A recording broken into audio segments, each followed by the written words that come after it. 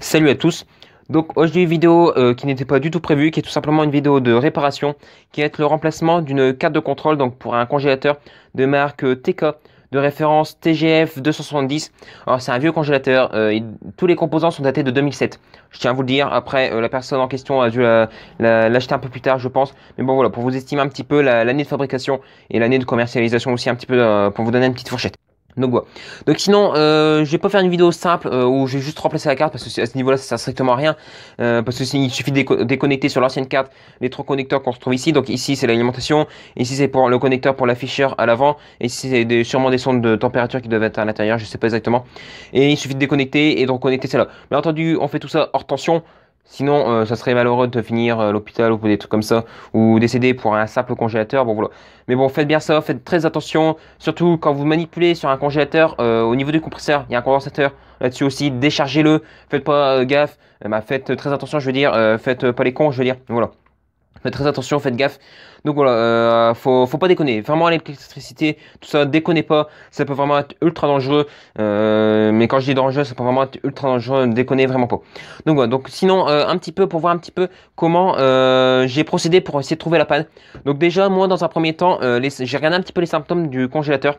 Donc quand je le mettais sous tension, donc bien sûr, je l'ai débranché. J'ai attendu une paire de minutes et ensuite je l'ai rebranché. Et quand je l'ai rebranché, au bout d'à peu près 10 secondes, le congélateur s'est mis en route, le compresseur plus particulièrement. Il a tourné pendant à peu près 3-4 secondes et ensuite il s'est arrêté.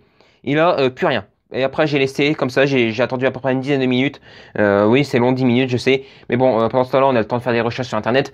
Mais bon, voilà, il s'est rien passé. Il a pas redémarré, tout ça, rien du tout. Donc à ce niveau-là, je me suis dit, c'est louche, c'est pas normal qu'il redémarre pas. Donc, dans un premier temps, j'ai aussi essayé d'un petit peu toucher au panneau de contrôle qui est à l'avant du congélateur. Dessus, il y a plusieurs éléments. Il y a un bouton pour mettre dans un mode qui fait beaucoup de froid. Donc, si on veut congeler beaucoup de produits en même temps, il faut appuyer sur ce bouton-là d'après la notice. J'ai appuyé sur ce bouton-là. Normalement, il est censé avoir un voyant orange qui est censé s'allumer et aussi qui est censé rester allumé surtout. Sauf que là, quand j'ai appuyé dessus, il s'allumait et dès que je relâchais le bouton, il s'éteignait. Donc là, à ce niveau-là, on se dit merde, il y a un problème, c'est pas normal. Après aussi, qu'est-ce qu'il y avait d'autre comme symptômes? Quand je bougeais la température, normalement il est censé être plus ou moins réactualisé, donc il est censé redémarrer. Là je bougeais la température, j'attendais 1-2 minutes, il redémarrait pas. Donc à ce niveau-là, je me suis dit clairement, il y a un gros problème. J'ai tout de suite incriminé la carte de contrôle, donc voilà, ça c'est la nouvelle. J'ai tout de suite incriminé la carte de contrôle. J'ai trouvé la carte de contrôle, ça va, elle est facilement accessible sur celui-là, on la verra après, mais c'est à l'arrière dans une petite trappe. Ça va, ils ont fait ça bien. Ils auraient très bien pu mettre une carte de contrôle où il faut ouvrir la porte. Hein. Quand vous avez un congélateur qui n'est pas en route, qui n'est plus en route depuis une paire d'heures et vous devez ouvrir une porte, ça fout quand même pas mal les boules parce que vous êtes à deux doigts limite de perdre tout ce que vous avez à l'intérieur. Donc voilà, ça fout clairement les boules. Mais bon, ça va, ils avaient mis ça à l'arrière, c'est bon à ce niveau-là, il n'y avait pas de problème. Ils ont fait ça bien. Donc sinon, j'ai regardé la carte, visuellement déjà je l'ai démonté, j'ai regardé tout visuellement, je l'ai un petit peu inspecté. Donc je vais faire un exemple hein, sur la nouvelle carte pour vous montrer un petit peu. Mais déjà premièrement, j'ai regardé un petit peu tout ce qui était partie secteur. Donc je vais faire une petite mise au point quand même. Tout ce qui était partie secteur. Donc les triacs, ils étaient bons, hein, bien entendu, il n'y avait pas de problème. Ils passaient bien la tension. J'ai aussi testé les sorties. Donc ici on avait le neutre, ici on avait la phase. Ici après sur la troisième borne, donc on avait un fil jaune que je sais pas du tout à quoi il sert. Ici sur la quatrième borne, on avait un fil noir qui alimentait le compresseur. Et sur la cinquième, branché à rien, il n'y avait pas de fil. Tout simplement, il n'y avait pas de fil. Donc je vous dis les choses. Mais bon, j'avais bien attention quand le compresseur était en route et j'avais plus aucune tension, donc le compresseur s'arrêtait. Donc là aussi, hein, encore une fois, on incrimine la carte. Quand ça s'arrête comme ça brusquement, parce qu'il n'y a plus de tension en sortie, on se dit ça ne peut être que la carte, ça ne peut pas venir du compresseur par lui-même. Donc j'ai vérifié un petit peu tout sur la carte, je reviens à ce niveau-là. Donc les triacs, ils étaient bons, ils avaient rien. Bah visuellement, j'ai bien fait visuellement. J'ai pas été testé avec un testeur tout ça, mais visuellement ils étaient bons. Après en interne, on ne sait jamais. Mais de toute manière, j'avais de la tension en sortie, donc ça aurait pas pu être ça. Après j'ai testé un petit peu les diodes, tout ça, les composants, les résistances. Bon par contre, j'ai pas été vérifié toutes les valeurs, j'ai pas été vérifié aussi la valeur. J'ai juste vérifié s'il y avait pas d'échauffement au niveau des résistances. Parce que ça peut arriver très facilement et très régulièrement. il y a une résistance qui chauffe parce que voilà, il y a un problème, quoi que ce soit. Donc ça noircit un petit peu autour et de ce fait, après, elle casse, elle est coupée, donc ça fait bugger intégralement le système. Et là, toutes les résistances étaient bonnes, il n'y avait pas de problème. Voilà, il n'y avait pas d'échauffement, je veux dire. C'était bon, il n'y avait pas de problème. Donc je me suis dit merde, c'est pas ça. J'avais encore testé aussi les diodes qui sont à ce niveau-là, elles étaient bonnes. Bon voilà, après je me suis dit merde, ça devient quand même complexe à ce niveau-là la panne. J'ai testé aussi les condensateurs à ce niveau-là. Bon, je les ai dessoudés, ils étaient bons aussi. Alors, une petite remarque que quelqu'un a fait sur Twitter, parce que j'avais demandé un petit peu d'aide aussi sur Twitter. C'est pour ça, n'hésitez pas à me suivre. Hein, je vous mettrai le lien en description comme d'habitude. Mais bon, un condensateur, c'est pas parce que il est pas gonflé, qu'il ne fuit pas, qu'il n'est pas HS. Ça, je le savais déjà. Mais bon, voilà, je préfère le rappeler. Un condensateur, visuellement, il peut être parfait. Par exemple, celui-là, c'est la nouvelle carte, mais admettons, ceux-là, ils sont parfaits les condensateurs. Ils sont exactement comme sur l'autre carte. Mais bon, ils peuvent très bien être HS. Donc c'est pour ça qu'il faut vraiment les dessouder et les tester. Visuellement, c'est pas une preuve. Voilà. Même si je vous dis clairement, moi, j'ai jamais eu de problème. Tous les condensateurs qui étaient HS, après je débute, hein, je sais très bien que je débute, mais bon, tous les condensateurs qui étaient HS étaient gonflés ou fouillés. Donc c'était facile, c'était vraiment des pannes ultra faciles.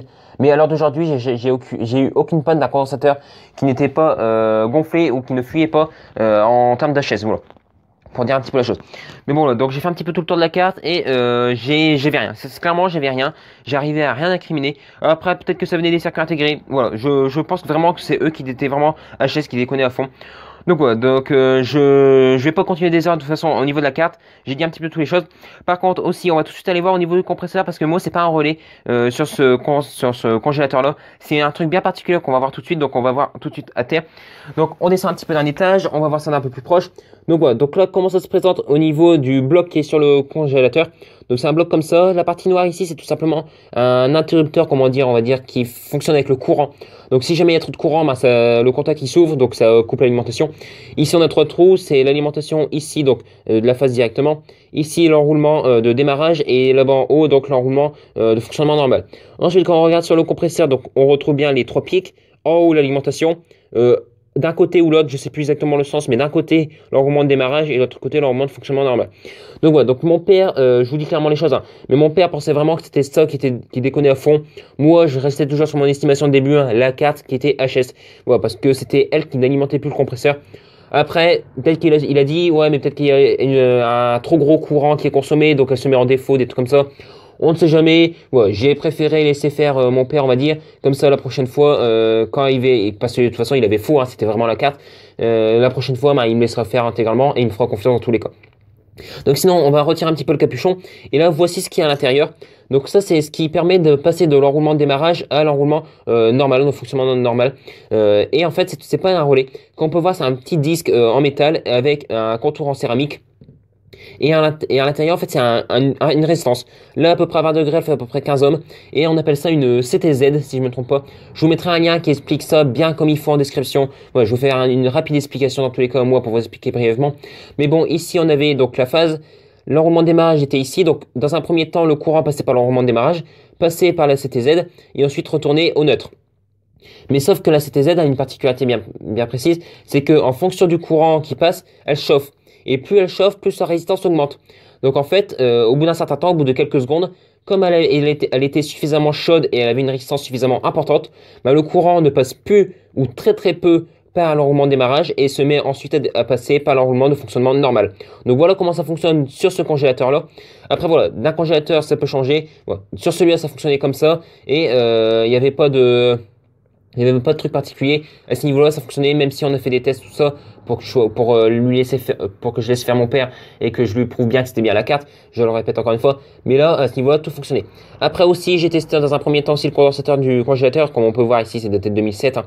Il est bon, 4 microfarads, il est parfait. Par contre, hein, vous testez un condensateur, déjà, bah, avec les multimètres à l'heure d'aujourd'hui, normalement, ils sont tous équipés de testeurs de capacité.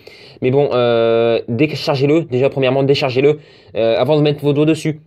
Question de sécurité, parce que là, ceux-là, ils peuvent monter jusqu'à 400 volts. Sincèrement, ça doit bien chatouiller à 400 volts. Même si c'est 4 microfarads, ça doit chatouiller bien comme il faut dans tous les cas. Donc voilà, donc là, j'ai fait un petit peu tout le temps à ce niveau-là. On va voir rapidement donc au niveau de la carte où elle était. Donc pour cela, on remonte pour voir, parce qu'elle est tout en haut du congélateur. Donc quand je vous ai dit qu'ils avaient fait ça bien, ils l'ont mis là dans une petite trappe qui est juste à l'arrière du congélateur. Donc ça, c'est parfait. Voici la carte qui est défectueuse. Donc ici, on a bien le connecteur d'alimentation. Donc ici, j'avais dit neutre, phase, le jaune, je ne sais pas du tout à quoi il sert, et le noir qui est là, le compresseur, et ensuite le dernier raccord qui sert à rien, clairement. Ensuite, ici, on a les deux triacs. Donc ça, c'est les mêmes fonctions, c'est les mêmes références, les mêmes fonctions. C'est les mêmes, ils sont exactement, c'est copier-coller en quelque sorte le circuit, mais sauf qu'ils font pas du tout la même utilité. Peut-être que c'est une résistance de désgivrage, je sais pas, mais comme ça, faut ventiler. Normalement, il n'y a pas de résistance de désgivrage. Voilà, j'ai un petit peu tout inspecté là-dessus. Bon, je vais pas tarder plus longtemps. De toute manière, je vais tout de suite faire le remplacement hors caméra et on se retrouve tout de suite. Donc là, c'est bon. J'ai tout réinstallé, j'ai mis la carte, j'ai fermé tout ce qu'il faut en bas. Donc maintenant, je vais remettre en route et on va se concentrer autour du compresseur pour voir un petit peu comment il démarre et voir un petit peu son bruit. Je sais pas si vous allez bien entendre, mais bon, on va essayer de voir ça un peu plus proche. Donc là, je mets sous tension. Il faut attendre quelques secondes, hein, bien entendu. Je vais essayer de rapprocher mon micro du compresseur pour que vous entendiez mieux.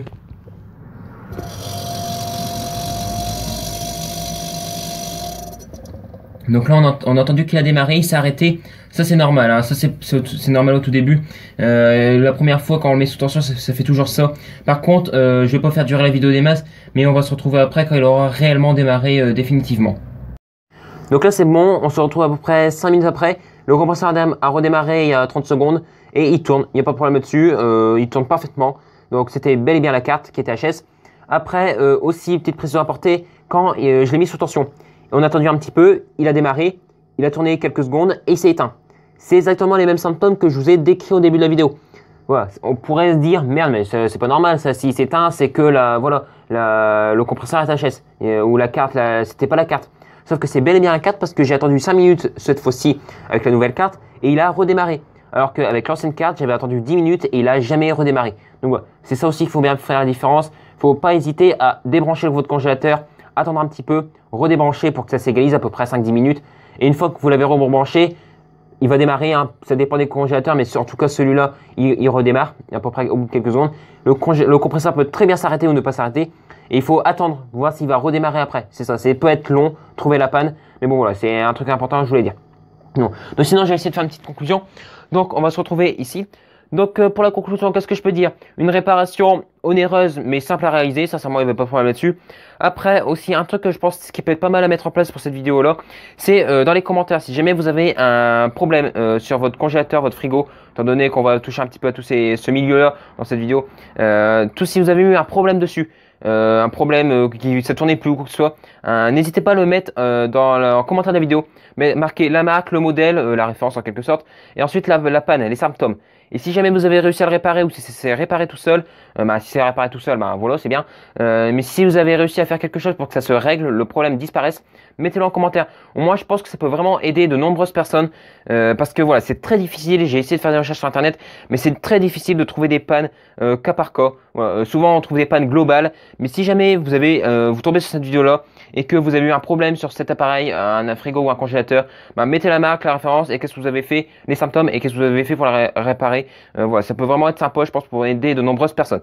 Après aussi, peut-être que je pourrais aussi essayer de vous aiguiller si jamais vous avez un problème, s'il n'y a pas de réponse. Ouais, n'hésitez pas, je pense que ça peut vraiment être pas trop mal de mettre ça en place dans les commentaires.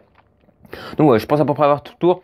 Si jamais vous avez aimé la vidéo, mettez un petit like, hein, ça fait toujours très plaisir.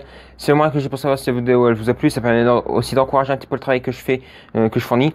N'hésitez pas aussi à partager la vidéo pour aider les autres personnes. Si jamais vous connaissez quelqu'un qui qui a un problème avec son congélateur, ça pourrait peut-être lui aiguiller sur la panne en question.